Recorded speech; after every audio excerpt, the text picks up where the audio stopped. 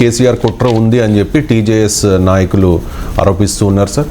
దానికి సంబంధించి ఆందోళనలు కూడా పిలుపునిచ్చింది ఈరోజు టీజేఎస్. దీనిలో కేసీఆర్ కుట్ర ఏమి ఉంటుంది అంటే కేసేసింది ఎవరండి? బీఆర్ఎస్ నాయకులు. మరి బీఆర్ఎస్ నాయకులు కేసీఆర్ సంబంధం లేదని ఎట్లా అంటారు చెప్పండి? కేసీఆర్ కనుసన్నల్లోనే జరిగిందంటారా?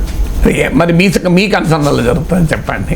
Right sir. సో మీరు అడిగే ప్రశ్న, బీఆర్ఎస్ చేసే పని కేసీఆర్ కన్సర్న్లో జరగకపోతే ఎవరి కన్సర్న్లో? అదే సార్.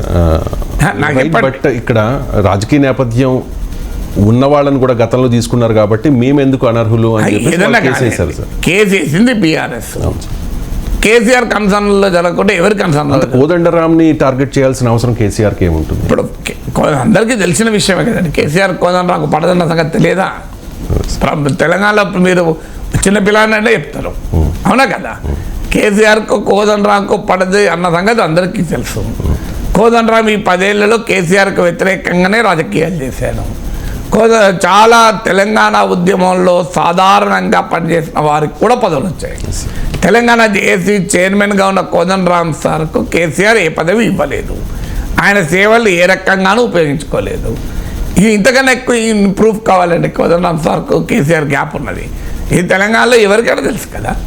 అందువల్ల అక్కడ కోదండరాం సార్ రాకూడదు అని కేసీఆర్ కుట్ర పడడం కన్నా తాము ప్రతిపాదించిన అభ్యర్థులకు ఎందుకు రిజెక్ట్ చేశారు? రాజకీయ నేపథ్యం అని చెప్పి దాసోస్ రేవంత్ రిజెక్ట్ చేశారు. మరి రాజకీయ నేపథ్యమే ఉన్న కోదండరాం సార్ను ఎలా అంగీకరిస్తారు అన్నది వాళ్ళ క్వశ్చన్.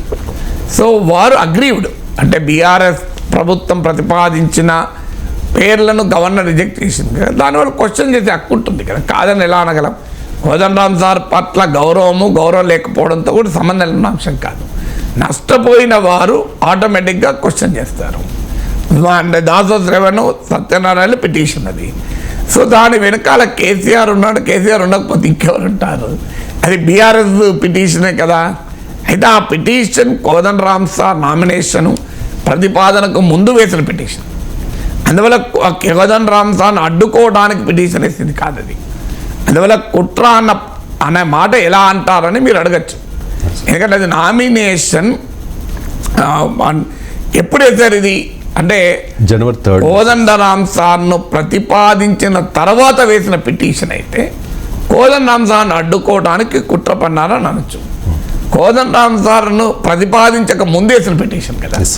అంటే వాళ్ళు తమ హక్కుల కొరకు వేసిన పిటిషన్, తమకు అన్యాయం జరిగిందని వేసిన పిటిషన్. అందువల్ల ఇప్పుడు దాసోస్ రేవంత్ అనొచ్చు రేపు నా పైన కుట్ర చేస్తున్నారు కోదండరాం సారు నియమించడం ద్వారా అని. అది కూడా మీకు నమస్తే తెలంగాణలో వచ్చింది. అందువల్ల ఫండమెంటల్ పాయింట్ ఏంటంటే పిటిషన్ వేసినప్పుడు కోదండరాం సార్ను ఎమ్మెల్సీగా గవర్నర్ కోటాలో నామినేట్ చేయలేదు. అందువల్ల కోదండరాం సార్ను అడ్డుకోవడానికి వేసిన పిటిషన్ కాదు. పిటిషన్ తమకు అన్యాయం జరిగిందని వేశారు.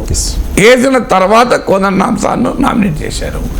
ఇప్పుడు వారు మళ్ళీ కోదండరాం సార్ను కూడా ప్రతివాదిగా చేయాలంటూ నిన్న మళ్ళీ కోర్టుకు వెళ్ళారు. కోర్టుకు వెళ్తే కోర్టు అసహనం ప్రకటించిందని కూడా వచ్చింది.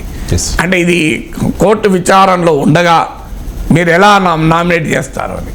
బట్ ఏదైనా రాజకీయాల్లో ఒకరిపైన ఒకరు పైచేయి సాధించాలని చూస్తూనే ఉంటారు. అందువల్ల కోదండరాం సార్ను అడ్డుకోకపోవడం అనేది కేసీఆర్ చేతిలో లేదు. ఎందుకంటే రాష్ట్ర ప్రభుత్వం క్యాబినెట్ ప్రతిపాదిస్తే కేసీఆర్ ఏం చేయగలడు? ఈ కేసు వేయడం ఏంటంటే తమకు నష్టం జరగద్దని, తమకు నష్టం జరగదని కేసు వేశారు. ఆ ప్రక్రియలో కోదండరాం సార్కు లాభమా నష్టమా అనే చర్చ మొదలవుతుంది.